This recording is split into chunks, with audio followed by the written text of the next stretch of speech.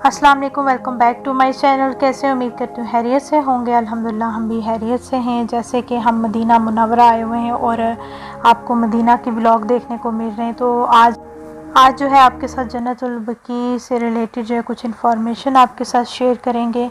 और जैसे कि आजकल जन्नतुल बकी की ज़ियारत बिल्कुल बंद है, बस ये उसी टाइम आप जा सकते हैं। और जब किसी का नमाज जनाजा जो है ना मस्जिद में अदा करके और तदफीन के लिए लेकर जाते हैं, तो उस टाइम आप साथ जा सकते हैं। उसके अलावा यहाँ पे जाना मना है।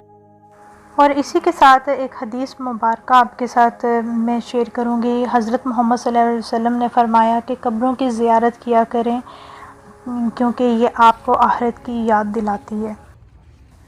दुनिया के ए मुसाफिर, मंजिल तेरी कब्र है, मंजिल तेरी कब्र है।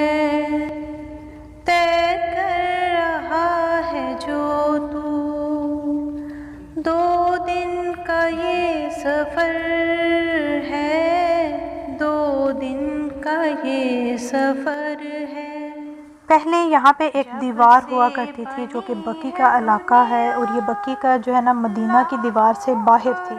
और यहाँ जो है जो जन्नतुल बकी का जो पहला गेट है उसके बिल्कुल शुरू में ही जो है ना हज़रत फ़ातिमा रज़ी अल्लाह अन्हा की कब्र मुबारक, और उनके साथ जो है ना हुसैन बिन अली तालब रज़ी अल्लाह अन्हा और हज़रत अब्बास रज़ी अल्लाह अन्हा और हज़रत मोहम्मद सल्लल्लाहु अलैहि वसल्लम की तीनों बेटियों की जो है वो कब्र मुबारक इधर जन्नतुल बकी में मौजूद है। यहाँ उम्मुल मोमिनीन रज़ी अल्लाह अन्हा की कब्रें मुबारक यहाँ पे मौजूद हैं, और जिनमें सर फ़हरिस्त जो है हज़रत आयशा रज़ी अल्लाह अन्हा की भी कब्र मुबारक यहाँ पे मौजूद है। जन्नतुल बकी में सबसे पहले जिनकी जो है कब्रें यहाँ पे बनाई गई, उनमें से पहले जो हैं इब्राहीम बिन मोहम्मद, जो कि हज़रत मोहम्मद सल्लल्लाहु अलैहि वसल्लम के बेटे, और हज़रत उस्मान बिन माजून, इनको जन्नतुल बकी में ही दफन किया गया। और जब यहाँ पे कब्रें नहीं बिल्कुल भी नहीं थी, और नबी करीम सल्लल्लाहु अलैहि वसल्लम के हुक्म के बाद यहाँ पे जो है ये तदफीन करने का जो है ना सिलसिला शुरू हुआ।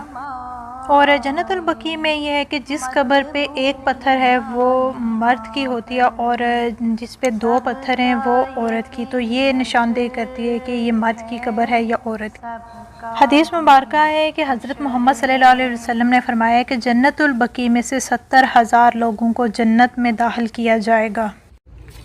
जैसे कि ये वीडियो जब मैं एडिट कर रही थी, क्योंकि ये वीडियो क्लिप जो हैं ये मेरे खुद के शूट किए हुए नहीं हैं, क्योंकि यहाँ पे अब अंदर जाने की इजाज़त नहीं है, तो ये जस्ट इन्फॉर्मेशन के लिए मैं आपके साथ शेयर कर रही हूँ।